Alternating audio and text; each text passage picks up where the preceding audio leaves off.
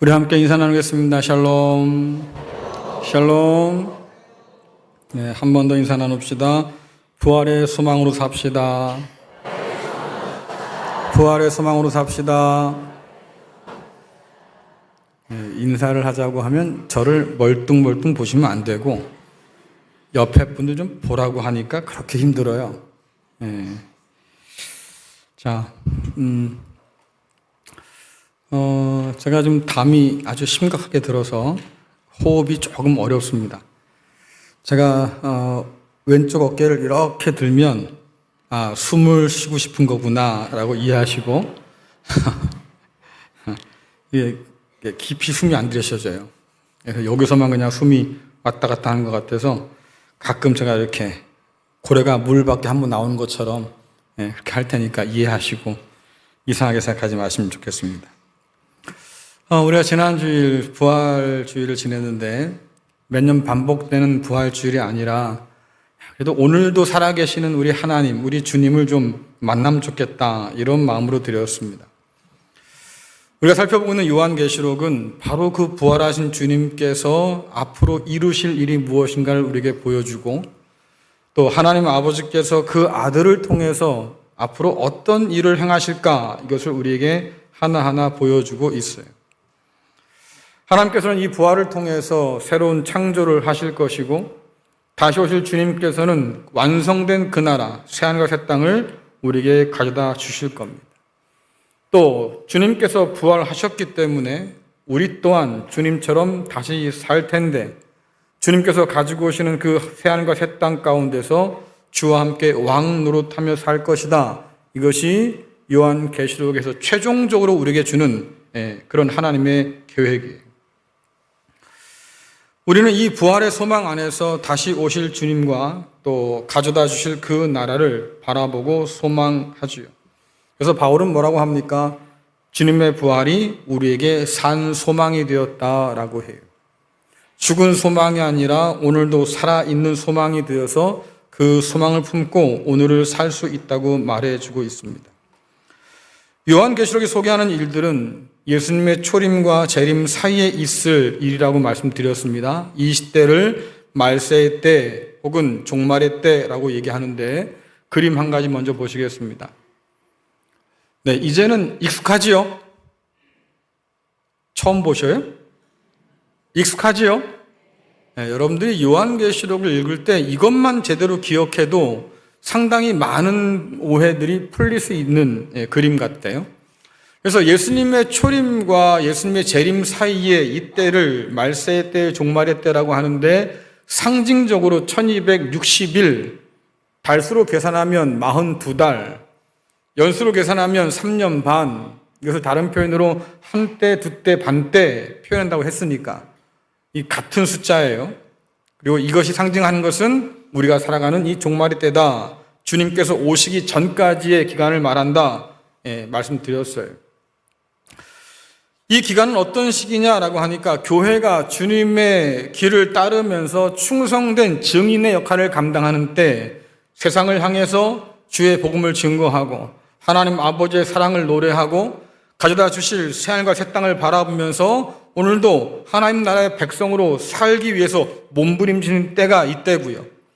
또 그런 우리를 사탄이 그냥 두고 볼 리가 없잖아요. 그러니까 이런 우리를 사탄은 핍박하는 때다라고 했어요. 하지만 이 핍박받는 교회는 여전히 하나님께서 지키시고 보호하셔서 마치 광야의 때를 살지만 그 가운데 하나님이 임재하신 것처럼 그래서 이스라엘 백성들의 피난처가 되어주신 것처럼 우리의 피난처가 되어주시기도 하고 또한 이 때를 우리가 살면서 고난 가운데 인내하면서 하나님 경외하는 법을 배우는 그런 양육받는 때이기도 하다라고 말씀하셨습니다. 하나님 나라는 오늘도 이 세상 가운데서 자라고 있고 또 이 땅 가운데 보냄받은 교회는 그 나라의 씨앗을 더 널리 퍼뜨리라고 또 주님께서 주신 그 생명수를 더 많은 사람들에게 나누어 주라고 그래서 하나님 나라를 확장하는 그 일 가운데 우리가 맡은 사명이 있다고 성경 분명히 말해 주지요.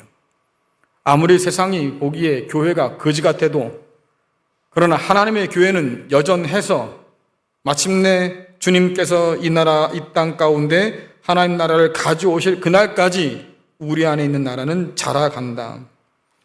여러분들, 지상의 교회는 망하기도 합니다. 요즘 교회가 위기라고 하잖아요. 그렇죠? 그래서 교회가 위기라고 해서 앞으로 교회는 이제 소망이 없다, 뭐 이런 얘기들을 많은 사람들이 쏟아냅니다.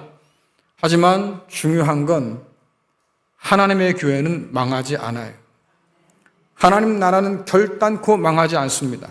하나님께서 오늘도 살아계시기에 그 백성을 친히 지키시고 주님 오실 그날까지 인도하신 것을 여러분 믿으시기를 간절히 축원합니다. 그래서 성경 가운데 쓰여진 이 이야기는 아주 먼 옛날 이야기가 아니에요. 보통 우리는 성경 이야기를 옛날 얘기처럼 들어요. 아유, 옛날에 다윗이라는 사람이 있었는데, 물맷돌로 팍 해가지고, 뭐 이렇게, 옛날에 뭐 아브라함이라는 사람이 있었는데, 그 할아버지가 말이야, 뭐 이런 얘기, 다 옛날 얘기. 하지만 그 이야기가 오늘 우리를 위해서 기록되었다는 것을 잊어서는 안 돼요. 옛날 이야기지만, 그러나 성경은 오늘을 위한 책이다. 왜? 우리가 읽은 이 말씀은 딴 세상 이야기가 아니고 다시 오실 주님을 기다리는 우리가 바로 이 땅 가운데서 겪을 이야기를 지금 계속해서 말씀해 주고 있으니까 성경이 뭐라고 그럽니까? 그러니 귀인 자는 들으라 라고 말씀하셔서 주의 깊게 새겨 들어야 한다고 말씀하잖아요. 성경에 보면, 특별히 요한계시록 보면 계속해서 주님께서 7교회, 소아시아 7교회에 대해서 말씀하신단 말이에요. 귀인 자는 들어라. 성령의 음성을 들어라. 하지만 오늘날 많은 사람들은 이 이야기의 귀를 닫고 삽니다. 어려워, 힘들어, 위험한 책 아니야? 주님께서 들으라고 말씀하신 그 말씀을 왜 우리는 귀 막고 살아야 됩니까? 그러나 여러분들, 오늘을 위한 말씀이기 때문에 여러분들이 귀를 더 활짝 열고 눈을 더 크게 뜨시고 들어야만 우리가 오늘 들을 말씀을 온전히 들을 수 있겠다라고 하는 거죠. 우리는 지난 요한계시록 12장에서 하나님의 어린 양 예수님께 번번이 패한 사탄을 봅니다. 이 사탄의 이름이 여러 가지 등장하지 않습니까? 용으로 말하기도 하고, 옛 뱀이라고 말하기도 하고, 마귀라고 하기도 하고, 참수하는 자라는 이름이 붙기도 하고, 어쨌든 이 사탄은 번번이 예수 그리스도에게 패했어요. 결국 여자의 남은 자손이라고 하는 교회와 싸우기 위해서 바닷가 모래 위에 선 것을 우리는 보았습니다. 용은 그곳에서 여자의 남은 자손과 싸울 자기의 부역자를 불러내는데 그 부역자의 이름을 짐승이라고 붙여놨어요. 자, 요한계시록 12장 17절부터 13장 2절까지 같이 읽겠습니다. 시작. 용이 여자에게 분노하여 돌아가서 그 여자의 남은 자손 곧 하나님의 계명을 지키며 예수의 증거를 가진 자들과 더불어 싸우려고 바다 모래 위에 서 있더라. 내가 보니 바다에서 한 짐승이 나오는데 뿔이 10이요 머리가 7이라. 그 뿔에는 10 왕관이 있고 그 머리들에는 신성 모독하는 이름들이 있더라. 내가 본 짐승은 표범과 비슷하고 그 발은 곰의 발 같고 그 입은 사자의 입 같은데 용이 자기의 능력과 보좌와 큰 권세를 그에게 주었더라. 아멘. 요한계시록 13장은 짐승이 3가지가 나오는데 하나는 용이고 하나는 바다에서 불러내는 짐승이고 또 하나는 땅 위에서 불러내는 짐승, 이 3가지 하나하나 살펴볼 텐데요. 일단 오늘 말씀하시는 이 말씀 가운데 짐승이 도대체 무엇을 상징하느냐 혹은 누구를 상징하느냐 이것이 중요한데 시한부 종말론자들은 이 짐승이 마지막 때에 가까운 우리 시대의 어떤 특정한 인물 혹은 특정한 단체라고 주장하는 사람들이 있습니다. 그래서 유럽 연합이 666의 이 마귀의 짐승이다 이런 얘기를 하는 사람도 있고요. 또 특정한 인물, 키신저라든가 이런 유명한 인물이 바로 그 짐승이다 이렇게 주장하는 사람도 있습니다. 다 뭐라 그랬어요? 다 뭐라 그랬어요? 믿으면 안 된다. 된다? 네, 믿으면 안 된다. 이것은 성경을 굉장히 잘못 해석하는 아주 대표적인 예예요. 여러 사람들을 이 짐승의 후보자로 내세워서 서로 논쟁을 벌이는데 아직도 결정난 게 아무것도 없고요. 서로 싸우고 있는 것뿐이죠. 그러니까 짐승이 누구냐를 알려고 하면 성경이 제시하는 증거를 먼저 살피는 게 중요합니다. 그리고 성경이 말하지 않는 것에 대해서는 우리가 말해서는 안 돼요. 우리가 상상력을 발휘해서 말입니다. 성경의 빈 곳을 우리가 마음대로 채워넣으려고 해서는 안 된다 그 말이에요. 성경이 침묵하는 곳에서는 우리도 침묵하는 것이 맞겠다. 실질적으로 이 말씀을 오늘 우리가 들어서는 야 이게 참 누굴까 고민하겠지만 요한 당시에 이 요한계시를 읽었던 사람들 머릿속에는 분명히 떠오르는 한 사람이 있었을 거예요. 그렇죠? 근데 그 사람이 지금 말하는 유럽 연합이겠어요? 그 2000년 전에 떠올랐던 바로 그 사람이 말입니다. 요즘 살아가는 그 누구겠습니까? 말이 안 되는 거예요. 그러니까 그런 얘기는 속지 않는 게 좋겠다. 우선 이 짐승이 누구냐라고 하니까 바다에서 올라온대요.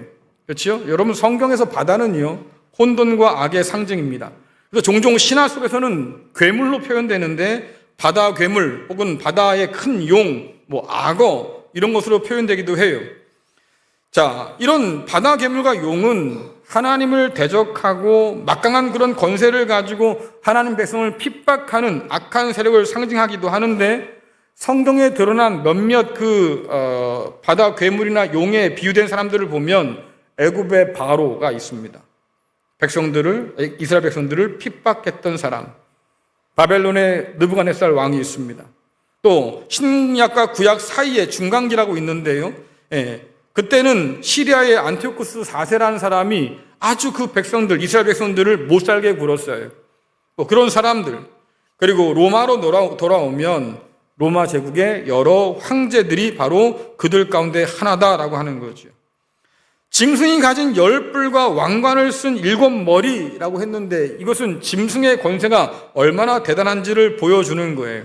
10뿔 또 7머리 다 완전수지 않습니까? 그러니까 그가 가진 권세가 천하를 호령할 만했다라는 것을 우리에게 보여주는데 자, 두 번째 그림 하나 보여주시겠습니까? 이걸 상상해서 그린 게 저런 그림이 나와요. 꿈해볼까 무섭죠? 진짜 있겠어요? 상상 속에 있는 거라니까. 그러니까 상징을 가지고 이해하지 않고서는 저런 동물이 진짜 있겠다 싶은 생각을 가지면 안 된다. 그러면 도대체 이런 동물의 생김새가 딱 봐도 일단 사나워 보이는데 무엇을 말해줄까? 이 짐승의 힘과 권세가 너무나 대단하고 또 그 성격이 무자비하고 포악해서 많은 사람들을 괴롭게 한다. 특별히 교회 공동체를 그리스도 예수에 속한 사람들을 괴롭게 한다는 것을 우리에게 보여주는 거예요. 또 저 머리마다 말입니다. 각각 신성 모독하는 이름들을 새겨놨다고 하는데 이것은 자기를 신격화했던 권세자들의 특징들, 교만들을 우리에게 보여주는 거예요. 그러면 요한 시대에 이런 여러 가지 정황들을 가지고 볼 때 이 그림에 가장 잘 어울리는 사람이 누구냐라고 하니까 딱 한 사람이 떠오르는데 바로 네로 황제입니다. 검은 고양이 네로 말고 사람을 횃불로 삼아서 밤을 불을 밝히기 위해서 사람을 불태워 죽였던 바로 잔인한 그 네로 황제. 당시에 이 네로는요 별명이 있었습니다. 짐승. 왜? 그는 독재자였고 그래서 로마 사람들이 네로를 부를 때 짐승이라는 특정한 단어를 가지고 지칭했다고 하는 거죠. 그림 하나 보여주세요. 성경에는 저렇게 신약과 연결된 황제들이 종종 등장하는데요. 첫 번째 황제는 아우구스투스라고 하는 황제였어요. 여러분들이 잘 아신 것처럼 호적해라. 그래서 예수님께서 이제 요셉과 마리아가 베들레헴으로 내려오지 않습니까? 이제 그런 명령을 냈던 사람인데 이 사람은 아주 강력한 힘을 가지고 주변 나라를 다 평정해서 로마의 평화를 가져온 사람이에요. 그러니까 로마 사람들이 이 아우구스투스에게 뭐라고 하냐면 당신이야말로 평화의 왕입니다. 당신은 신의 아들입니다. 이렇게 추앙하고 높였다 그 말이죠. 그런데 복음서를 보니까요. 그때에 예수님이 태어나셨는데 아우구스투스가 다시던 그때 예수님이 태어나셨는데 그 예수님이야말로 평화의 왕이시고 그 예수님이야말로 하나님의 아들이다라고 선언한 거예요. 그러니 하나님의 아들이라 주장하는 사람이 둘이 생겼지요. 평화의 왕이라고 주장하는 사람이 둘이 생겼잖아요. 둘 다 진짜가 둘 다 진짜겠습니까? 저도 둘 중에 하나는 가짜일 텐데 성경의 주장은 뭡니까? 예수님께서 진짜 평화의 왕이시고 그분께서 진짜 하나님의 아들이다, 신의 아들이다 이렇게 선포하고 선언하니까 결국 이것은 무엇을 말해주냐면 여러분들 교회는 처음부터 로마와 친해질 수가 없었어요. 그래서 핍박받고 미움받을 수밖에 없었다. 왜? 황제에 대해서 그들이 주장하는 그런 황제에 관한 모든 것들을 복음서들은 다 뒤집어 놓으니까. 무슨 말이야? 황제는 인간에 불과하지. 그가 어떻게 하나님이겠냐? 말도 안 되지. 믿지 않았잖아요. 이런 핍박들이 계속 이어져 가는데 그 다음 하나 보여주겠습니까? 핍박이 최고조로 오를 때가 바로 5대 왕이었던 네로 때였어요. 그래서 여러분들 관련상에 보시면 1차 대박해라고 쓰여 있습니다. 독재와 핍박의 상징이어서 짐승으로 불렸다라고 했지요. 이 네로라는 사람은 어떤 사람이었냐면 자기를 스스로 높였던 사람이에요. 나는 세상에 새로운 선한 영으로 왔다 말하기도 하고 내가 바로 세상의 구주다 내지는 내가 세상에 은혜를 베푸는 사람이야 이렇게 자신을 칭하기도 하고 심지어 높이 30m 이상의 자기 신상을 만들어 세워두고 자기를 신격화하는 일에 앞장섰던 사람. 아까 말씀드렸잖아요. 7머리에 각각 신을 모독하는 이름을 붙여놨다. 바로 그가 네로 황제였어요. 하나님께서 받으실 그 모든 영광을 가로챘던 사람, 신성 모독의 표본이 네로 황제였고 네로는 교회의 1차 대핍박을 일으킨 장본인인데 표에서 보듯이 말입니다. 맨 밑에 보시면 11대 도미티아누스라는 황제가 있어요. 이때가 누구냐라고 하면 요한이 요한계시록을 기록할 당시의 로마 황제예요. 그러면 적어도 말입니다. 30년 이상의 차이가 나지 않겠어요? 그럼 왜 요한의 시대에 이미 죽어 없어진 네로라는 사람을 자꾸 떠올릴까? 도미티아누스라는 사람이 2차 박해를 시작했는데 왜 자꾸 요한계시록에서는 네로라는 사람을 짐승이나 불린 사람을 자꾸 떠올렸을까? 이유가 있겠지요. 도미티아누스가 박해를 할 때 이미 첫 번째 박해를 경험했던 요한과 당시의 교회들 머릿속에는 누가 생각났겠습니까? 야, 저거 네로가 환생한 거다. 네로가 다시 살아난 거야. 그렇지 않고서야 이렇게 교회를 압박하고 핍박할 수가 있을까? 그러니까 도미티아누스가 2차 박해를 가했을 때 사람들 생각 속에서는 이것은 네로가 부활한 거야. 그런 생각을 가지고 지금 성경에 그렇게 문학적으로 표현해 놓은 거예요. 자, 여러분들 요한계시록 13장 3절부터 4절 말씀 읽어볼까요? 함께 읽습니다. 시작. 그의 머리 하나가 상하여 죽게 된 것 같더니 그 죽게 되었던 상처가 나음에 온 땅이 놀랍게 여겨 짐승을 따르고 용이 짐승에게 권세를 주므로 용에게 경배하며 짐승에게 경배하여 이르되 누가 이 짐승과 같으냐 누가 능히 이와 더불어 싸우리요 하더라. 아멘. 놀라운 장면이 하나 펼쳐지는데요. 짐승의 머리 중 하나가 큰 상처를 입었다. 그래서 거의 다 죽은 줄 알았는데 갑자기 거짓말처럼 살아났다. 사람들이 그걸 보고 놀랬다. 기적이 일어났구나. 이런 얘기잖아요. 1차적으로 한 가지 여러분들이 알아야 할 것은 뭐냐면 요한계시록 13장에는 특별히 기억할 것이 사탄이 예수님을 흉내내는 장면들이 등장합니다. 오늘 머리 하나가 큰 상처를 입었었는데 다시 살아났다. 이것은 주님의 부활을 흉내내는 그 일 가운데 하나예요. 그리고 이 일을 통해서 사탄이 원하는 것은 뭐겠습니까? 사람들을 미혹하는 것인데 이 이야기의 배경이 있어요. 하나는 뭐냐면 여러분 네로는요 자살합니다. 죽어요. 그런데 사람들 사이에 소문이 번지기 시작하는데 야 네로가 다시 살아났대. 이상하잖아요. 네로가 다시 살아나서 로마를 무찌르러 온대. 자기를 대적했던 그런 여러 대적들을 다 죽이러 온대. 이런 소문이 그 당시에 퍼져 있었어요. 그 다음에 또 한 가지는 뭐냐면 네로의 폭정 이후에 로마가 흔들흔들하기 시작합니다. 워낙에 나라를 엉망으로 만들어 놨던 거죠, 이 네로가. 그래서 다 망해가던 이 로마였는데 어느 날 9대 황제인 베스파시아누스 황제가 등장하면서 로마를 다시 정비하기 시작해요. 그리고 그의 첫째 아들, 둘째 아들 이들이 통치를 잘해서 말입니다. 아주 강력한 로마로 다시 만들어 놓습니다. 다 죽었던 로마가 다시 부활하게 된 거예요. 그러니까 죽었다가 다시 산 이미지를 가지고 와서 지금 요한이 사탄의 활동들을 우리에게 소개해 주고 있는 거죠. 요한이 활동했던 당시에 11세 황제인 이 도미티아누스는 강력한 힘을 가지고 교회를 가혹하게 핍박하기도 했고요. 또 그렇게 강력하게 회복된 로마 앞에 땅의 모든 나라와 민족들이 앞다투어 무릎을 꿇었다라고 얘기합니다. 왜? 로마에 빌붙어서 살아남아야죠. 세계 교역량의 상당한 양들을 로마가 감당하고 있는데 그 로마와 함께 무역을 틀 수만 있다고 하면 우리한테는 유익이니까 어떻게 하든지 로마한테 잘 보여야 되고 어떻게 하든지 황제의 환심을 얻어야 되고 그러다 보니까요. 알아서 기는 거예요. 알아서 무릎 꿇고 우리가 황제를 위해서 황제에게 충성을 증명하기 위해서 황제를 반대하고 믿지 않는다고 했던 절하지 않는 이 그리스도인들을 이 교회들을 지금 우리가 핍박하고 있습니다. 이것을 통해서 자기들의 충성을 드러내서 로마 황제의 환심을 얻고 무역권을 얻어서 자기의 배를 불릴 생각들을 하고 있던 거지요. 그래서 사람들이 앞다투어서 로마 앞에 무릎을 꿇게 되었다. 그래서 하나님께 드려 마땅할 그 경배를 용과 짐승에게 돌렸다고 하는 것은 황제의 숭배와 함께 우상을 숭배했던 그 문화들을 우리에게 보여주는 거예요.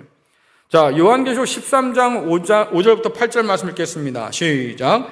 또 짐승이 과장되고 신성 모독을 말하는 입을 받고 또 42달 동안 일할 권세를 받으니라. 짐승이 입을 벌려 하나님을 향하여 비방하되 그의 이름과 그의 장막 곧 하늘에 사는 자들을 비방하더라.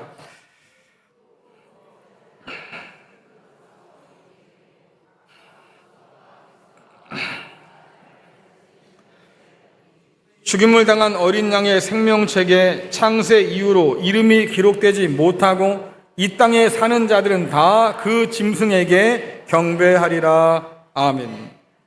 오늘 말씀 보니까요, 그가 과장되고 신성 모독을 말한 입을 받았다.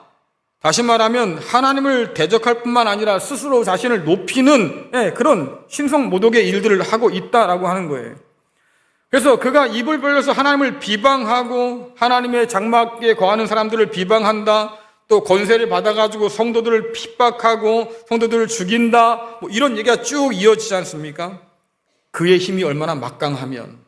그러니 이 짐승보다 힘센 자가 어디 있을까? 누가 감히 이 짐승과 맞서 싸울 수 있을까? 여러분들, 이 말은 이전에 하나님을 대적했던 제국의 황제들이 자기 권력에 취해서 했던 말과 똑같아요.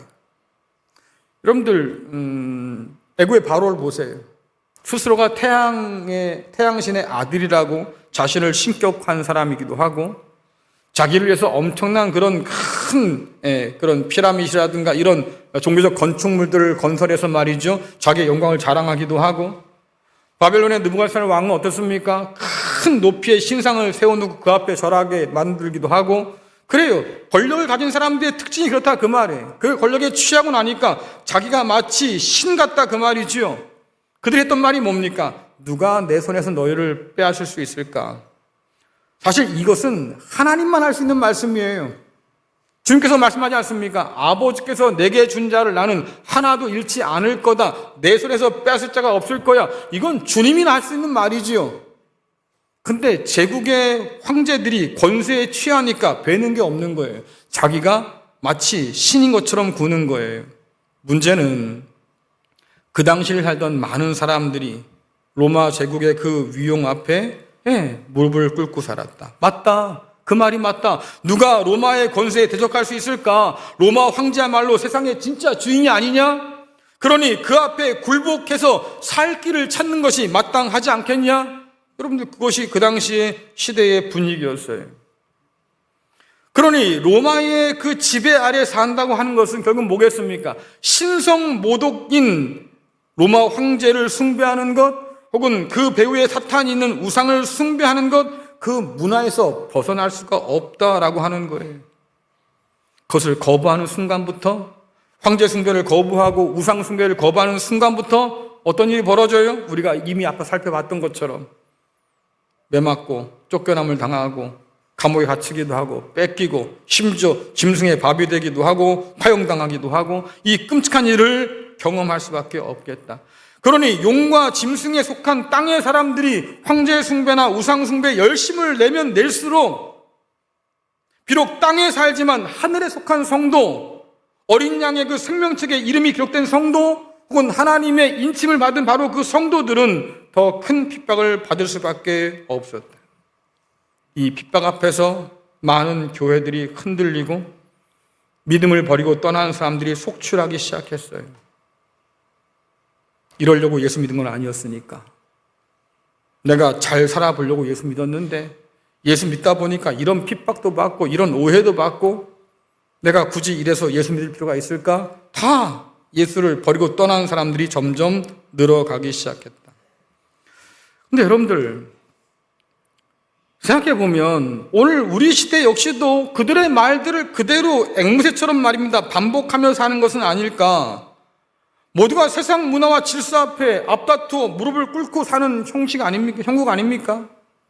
그렇잖아요. 이미 교회 가운데로 세상 문화가 깊숙이 들어왔어요. 이미 성도들의 생각 속에 말입니다. 마음 속에 하나님을 모신다는 지성소 안에 말이죠. 수많은 우상들 가지고 우리는 살아요. 우리가 하나님 왜 믿습니까? 우리가 하나님 왜 믿습니까? 결국 기껏 내놓을 수 있는 이유는 뭐예요? 나의 마음의 평안을 위해서요. 좀 더 크게 보자니까 우리 가족들이 잘 되려고요. 그거 외에 더 큰 목적과 이유가 있어요? 똑같아 그 말이에요. 세상 앞에 절하고 세상의 문화를 받아들이고 세상을 따라 살고 세상을 쫓아 살고 세상을 닮아 살고 다를 것이 없겠다. 오늘날도 교회는 그렇게 흔들리고 무너지고 있다. 여러분, 미국이 촉발한 관세 전쟁을 한번 생각해 보세요. 관세에 관한 문제를 제기하면서 관세를 높이겠다고 난리가 났어요. 온 세계가 말입니다. 떨면서 앞다퉈서 그 앞에 줄을 서고 있지요. 어떻게 하면 관세를 좀 낮춰볼까 말입니다. 미국하고 관계가 끊어지면 우리 다 죽는다고 생각하니까 결국 뭡니까? 돈 문제잖아요. 그 당시도 그랬다. 로마 앞에 사람들이 줄 서서 말입니다. 그렇게 굽신거신 되는 이유가 뭘까? 결국 돈 문제였다 그 말이에요. 앞으로 곧 대선 다가올 텐데 이번 대선의 가장 큰 이슈가 뭡니까? 누가 권력 잡느냐? 이거 관심 없어요, 사람들. 결국 뭐예요? 누가 이 경제를 다시 살릴 거냐? 누가 우리 배를 배부르게 해줄 거냐? 이거 아니에요. 여전히 경제는 우리 가운데 핵심 문제로 등장하고 있고 그 경제 문제가 핵심 문제로 등장하면 등장할수록 성경이 우리에게 전해주는 진짜 문제, 생명의 문제는 점점 더 뒤로 물러가서 이제는 보이지도 않게 되었다 그 말이지요. 불안정한 세계 경제 탓에 요즘 금값이 하늘을 치솟습니다. 아니 지붕을 뚫었어요. 그야말로 고공행진인데 금값이 정말로 금값 됐어요. 그렇죠? 그 가운데 우리는 어떻습니까? 성경이 분명히 말하잖아요. 금보다 귀한 믿음이라고, 정금 같은 믿음이라고. 근데 그런 우리의 믿음은 똥값이에요 지금. 점점 그 가치가 우리 가운데서 중요하지 않게 된다 그 말이에요. 코로나가 지나면 사람들 생각에 뭐가 있습니까? 야, 교회 안 나가도 괜찮구나. 그렇죠? 예수 믿지 않아도, 하나님 믿지 않아도 살만한데. 그래서 이 시대를 뭐라고 표현하냐면 하나님이 없다고 주장한 최초의 시대래.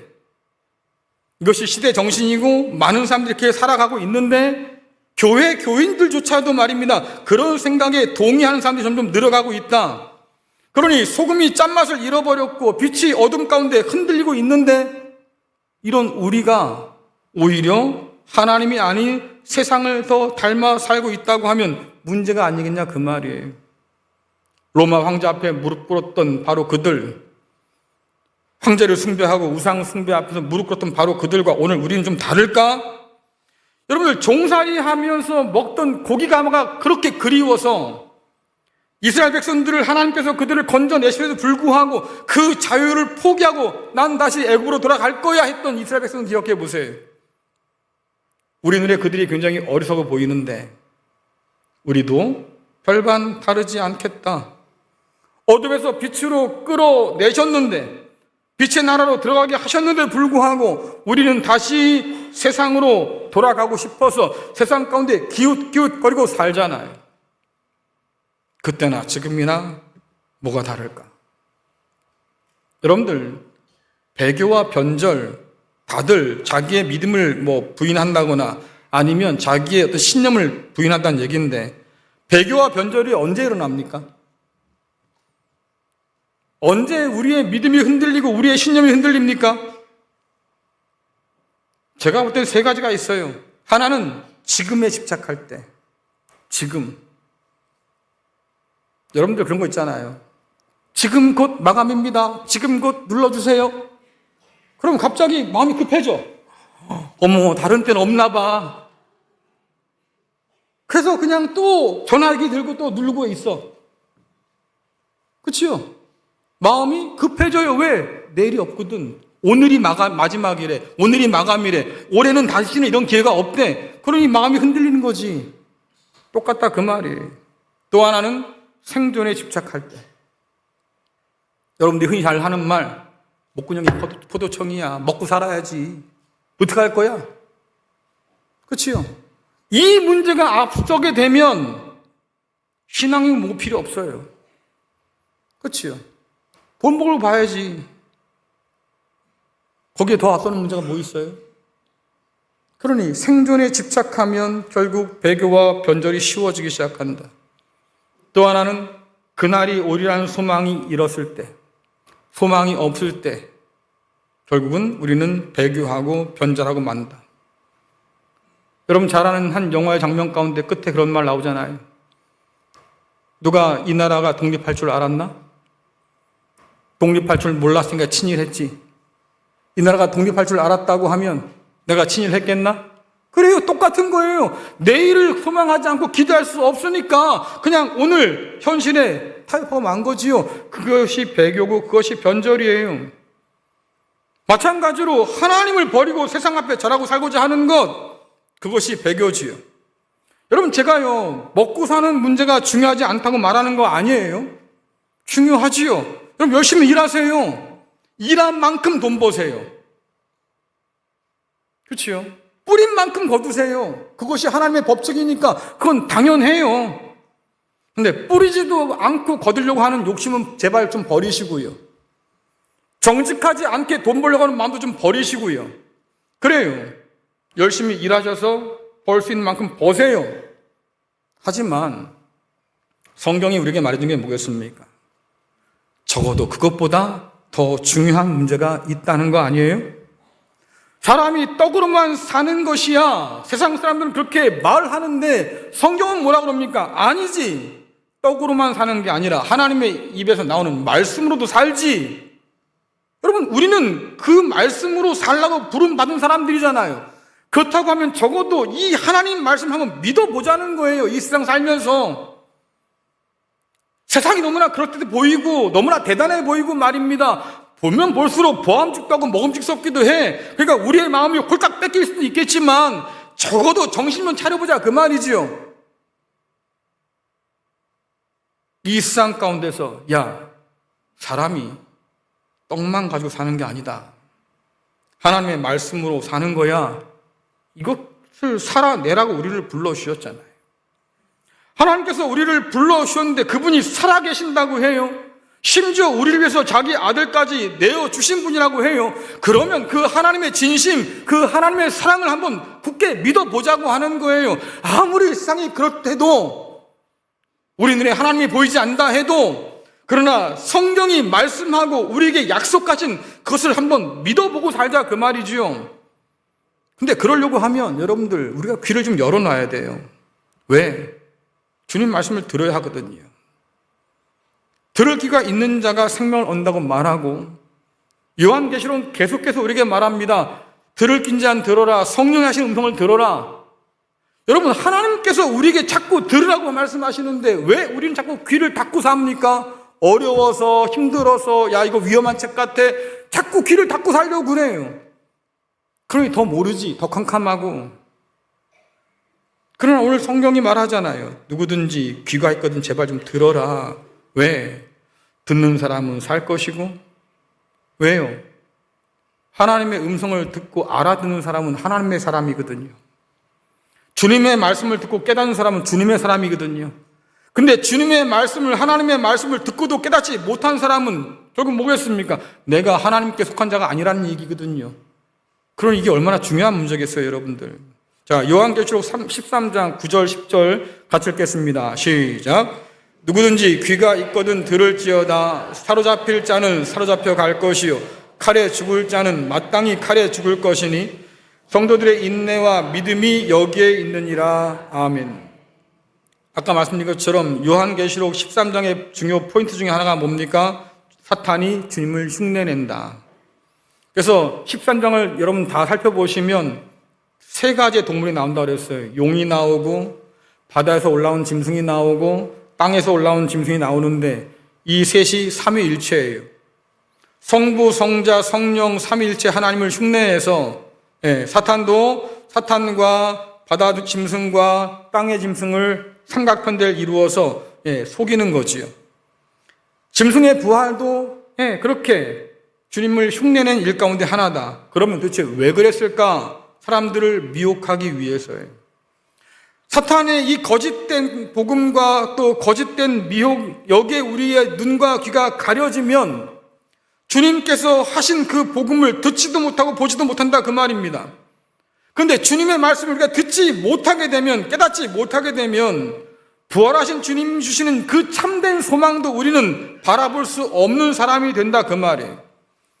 하나님께서 우리를 떡으로만 사는 존재가 아니라 하나님 말씀으로 사는 존재로 만들었다는 사실도 우리는 말씀을 통해서 확인해야 될 텐데 그것조차도 우리는 알지 못한다.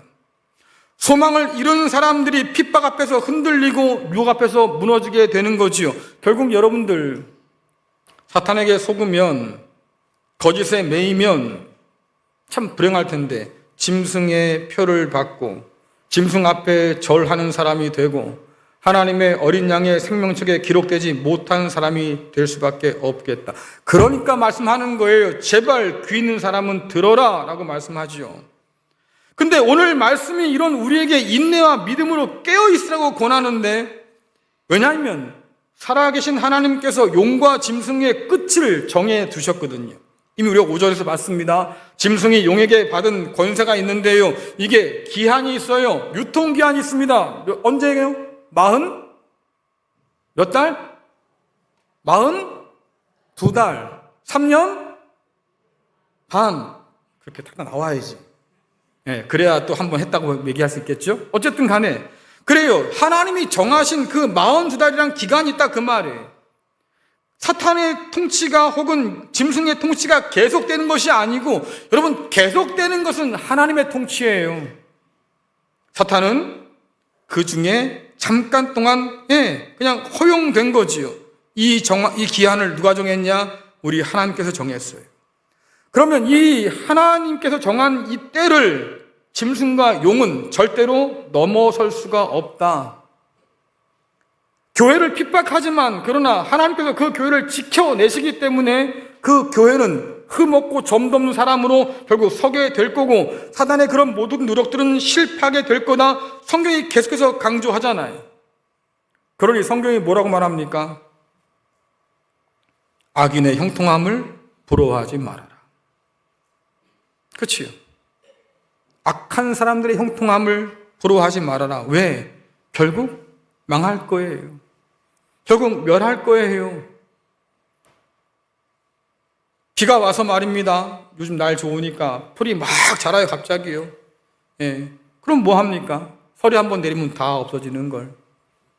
농부가 낫질 한번 하면 다 끝나는 걸. 그런 날이 온다 그 말이에요. 그러니까 그런 것들을 부러워하지 말아라 라고 하는 거죠. 여러분들이 잘 쓰는 말이 있죠. 부러우면, 잘 아시네. 부러우면, 부러우면 지는 거라고 그러잖아요. 근데 여러분, 성경의 말씀은 훨씬 더 무서워요. 예. 악인을 부러워하면 악인과 함께 죽어요. 그렇지요? 부러우면 지는 게 아니라 부러우면 죽어요. 왜? 세상이 부러워서 세상을 따라 살고 세상을 닮아 산다고 하면 결국 세상과 함께 망한다. 악인의 형통함이 부러워서 말입니다. 그 악인처럼 살고자 한다고 하면 결국 악인과 함께 망한다. 악인은 바람에 나는 겨와 같을 것이다. 이미 성경이 경고하고 있잖아요. 그러니 이런 우리에게 세상 따라 살지 말고, 사단 앞에 절하지 말고, 우상 앞에 절하지 말고, 그럼 어떻게 살라는 거예요? 믿음을 가지고 인내하며 살아라 라고 말씀하잖아요. 이 믿음은 부활의 소망을 바라보고 끝까지 참아내는 믿음이에요. 야고보가 그렇게 가르쳤습니다. 믿음의 시련이 인내를 만들어낸다. 광야를 가는 이스라엘 백성들을 하나님께서 걸음마를 연습시키고 걷게 만들고 뛰게 만든 것처럼 오늘 우리가 살아가는 이 세상 가운데 광야 같지만 여전히 사탄과 짐승의 세상이지만 그러나 하나님은 이곳에서도 우리를 지키시고 보호하시고 우리를 그냥 혼자 가도록 내버려두지 않으시고 우리와 함께 하셔서 우리를 가르치시고 양육하고 계시니 그 하나님의 손길을 믿으면서 끝까지 인내해 보라고 우리에게 지금 말씀하고 있는 거예요. 히브리서는 그 당시에 흔들리는 사람들, 다시 예수를 버리고 다시 옛날로 돌아갈까? 갈팡질팡했던 사람들에게 주신 편지인데 뭐라고 말합니까? 너희가 가진 그 소망은 여전히 안전하다, 튼튼하다라고 말해요. 자, 히브리서 6장 18절부터 19절 말씀 같이 읽겠습니다. 시작. 하나님께서는 결코 거짓으로 약속하지 않으시며 거짓 맹세도 하지 않으십니다. 변하지 않는 이 두 사실은 하나님께 피난처를 구하는 우리들에게 용기를 주며 우리가 받은 소망을 붙들 수 있는 힘을 줍니다. 그 소망을 통해 하늘 지성소의 커튼을 열고 그 안으로 들어가게 합니다. 하나님이 어떤 분이냐라고 하니까 약속을 거짓으로 하지 않는다, 거짓으로 맹세하지 않는다, 이 얘기는 반드시 지킨다. 그러니 내가 악을 멸하고 새하늘과 새 땅을 가져다 줄 거야, 이 약속도 여전히 살아있다라고 하는 것이고, 그 하나님께서 오늘도 살아계시기 때문에 우리에게 피난처가 되어 주셔서 그 하나님께로 피하는 우리에게 하나님은 용기를 주신다라고 얘기하시고, 그 약속이 여전히 살아있고 우리 가운데 주어졌기 때문에 그 소망을 붙들 수 있는 힘도 우리에게 허락해 주신다라고 얘기해요. 근데 그 소망이 어떤 겁니까? 영혼의 닷처럼 안전하고 튼튼하다. 그 소망을 가진 사람은 결코 실망하지 않을 거다. 그 소망을 바라보면서 오늘도 인내하며 믿음 가운데 있는 사람들은 마침내 그 소망이 이루어진 것을 보게 될 거다. 그러니 인내하라고, 그러니 믿어보라고 말씀하는 거지요. 세상 사람이 볼 때는요, 용과 짐승이 세상을 다스리고 주관하는 것처럼 보여요. 이 세상을 쥐락펴락하는 사람들이 얼마나 많습니까? 자기의 욕망을 따라서 말이죠, 수많은 사람들이 죽어가도 전쟁 가운데 몰아놓고 눈도 깜짝하는 사람들이 얼마나 많습니까? 노동자들의 안전 따위는 아무런 관심이 없고 그저 돈 번 데만 혈안 있는 사람들이 얼마나 많습니까? 그런 악한 자들이 여전히 세상을 지배하는 것 같이 보인다, 그 말이에요. 근데 그런 세상에서 성경이 우리에게 뭘 가르쳐줍니까? 그게 아니라 그들은 끝이 정해져 있어. 여전히 하나님이, 우리 주님이 이 세상을 다스리시고 우리를 지켜주시는 거야 라고 말씀하잖아요. 그런 이 말씀에 대해서 우리가 믿을 거냐 말 거냐가 결정이 돼야 되겠고, 믿는다면, 기왕에 믿을 거면 끝까지 믿으라고 지금 말씀하고 있는 거죠. 왜? 하나님의 약속은 변함이 없고 그분께서 여전히 오늘 우리를 지켜주시는 피난처가 되시기 때문에 그분을 의지하고 살 때 세상을 이길 용기도 우리 가운데 생기는 것이고, 아까도 말씀드렸잖아요. 소망이 없으면 우리는 변절할 수밖에 없는 사람이잖아요. 그런데 그 소망이 여전히 남아있어서 안전하고 튼튼해서 우리가 믿어도 될 만큼, 우리의 삶을 걸어도 될 만큼 이런저런 수많은 핍박과 어려움이 다가오겠지만 이 모든 걸 견디고 참고 인내할 그런 이유가 될 만큼 그 소망은 단단하고 분명하다. 그러니 여러분들, 오늘 이 믿음 가운데로 저와 여러분이 초대를 받은 거예요. 사람은 떡으로만 살아. 먹고 사는 문제가 제일 중요해. 이렇게 말하는 세상 가운데서 아니야. 사람은 믿음으로 살아. 이것을 보여주라고 저와 여러분이 부름받았잖아요. 모두가 다 세상을 따라가는 이 세상 가운데서 아니야. 우리는 주님을 따라가야 돼. 그렇게 주님을 따라서 하나님의 거룩한 백성으로, 자녀로, 그리스도 예수의 성실한 충성된 증인으로 부름받은 사람들은 바로 우리예요. 그러니 여러분들, 믿음으로 사는 사람이 될 수 있기를 간절히 축원합니다. 인내함으로 견딜 수 있기를 간절히 축원합니다. 하나님은 오늘도 그런 우리를 여전히 도와주신다고 약속하셔요. 내가 너를 그냥 버려두지 않을 거다.